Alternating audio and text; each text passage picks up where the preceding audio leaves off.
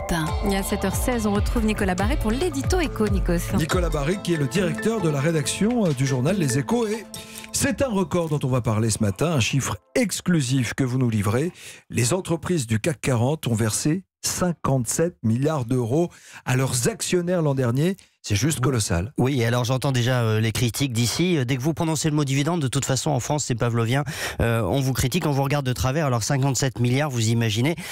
D'ailleurs, ça fait partie de ces slogans faciles qu'on entend notamment sur les ronds-points. Il faut prendre l'argent aux entreprises, aux actionnaires, taxer plus, etc. Non mais 57 milliards, c'est beaucoup d'argent. Ça représente quoi? Oui, mais alors, attendez, derrière ce chiffre qui a été calculé par des experts de Verniman, il y a d'abord deux bonnes nouvelles.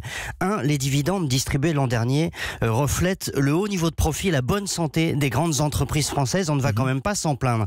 Ces dividendes, ça signifie que ces grandes entreprises créent de la richesse. Et alors, je voudrais rappeler une réalité de bon sens à ceux qui critiquent un petit peu vite le système.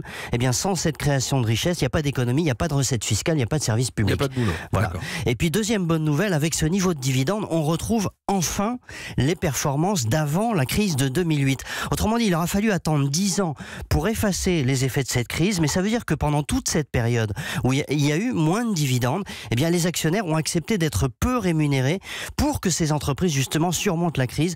Les actionnaires n'ont donc pas été rapaces comme on l'entend trop souvent, ils ont été plutôt vertueux. D'accord, mais malgré tout, Nicolas Barré, quand une entreprise distribue ses dividendes à ses actionnaires, c'est autant d'argent qu'elle n'investit pas chez elle en interne.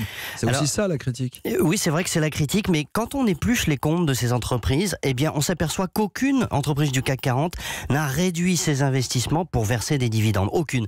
Pourquoi ? Parce que ce serait se tirer une balle dans le pied, et mieux, on s'aperçoit, et d'ailleurs ce n'est pas un hasard, que les entreprises qui versent le plus de dividendes, comme Total, 10 milliards, ou le groupe pharmaceutique Sanofi, 5 milliards, eh bien ce sont celles qui investissent le plus. Si une entreprise verse beaucoup de dividendes, c'est tout simple, c'est d'abord parce qu'elle est saine et rentable, et on ne va quand même pas regretter d'en avoir un certain nombre en France.